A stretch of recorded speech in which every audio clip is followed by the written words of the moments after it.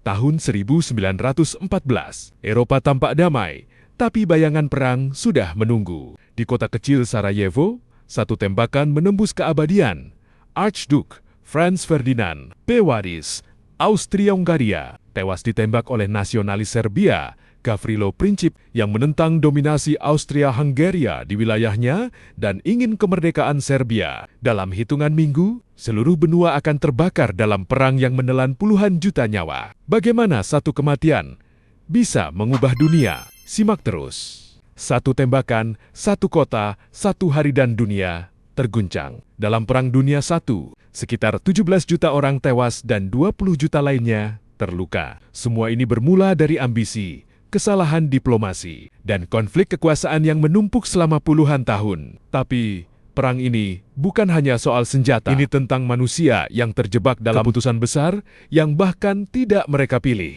Archduke Franz Ferdinand adalah pewaris takhta Austria-Hungaria. Sosok yang tampak damai, tapi mewakili kekuasaan yang besar. Di mata kelompok nasionalis Serbia bernama Black Hand, dia adalah simbol penindasan. Pada 28 Juni tahun 1914, di Sarajevo, seorang pemuda bernama Gavrilo Princip menembakkan pistolnya, menewaskan Franz Ferdinand dan istrinya. Tindakan ini bukan sekadar pembunuhan. Politik ini adalah percikan yang akan menyalakan benua. Ambisi, nasionalisme ekstrem, dan ketakutan membentuk alasan di balik satu tembakan itu. Siapa yang mengira satu peristiwa di kota kecil akan memicu perang global? Setelah pembunuhan itu, Austria-Hungaria menuntut Serbia, menimbulkan ketegangan besar. Serbia menolak sebagian tuntutan, dan Austria-Hungaria menyatakan perang. Jerman, sekutu Austria-Hungaria, ikut masuk ke konflik, sedangkan Rusia membela Serbia. Dalam hitungan hari, perang menyebar.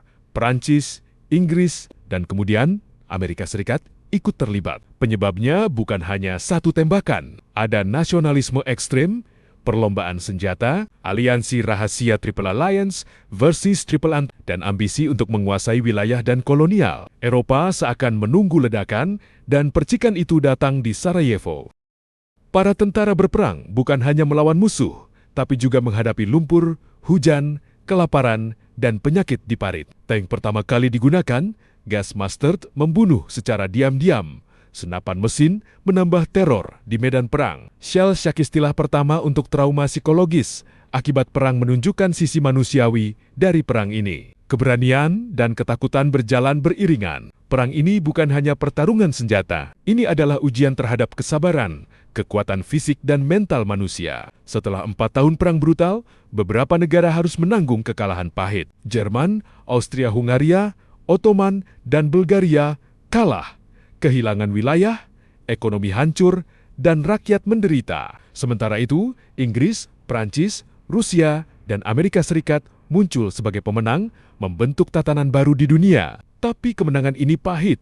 Perjanjian Versailles 1919 memaksa Jerman membayar reparasi besar. Austria-Hungaria hancur, dan benih konflik baru telah ditanam, benih yang kelak memicu Perang Dunia II.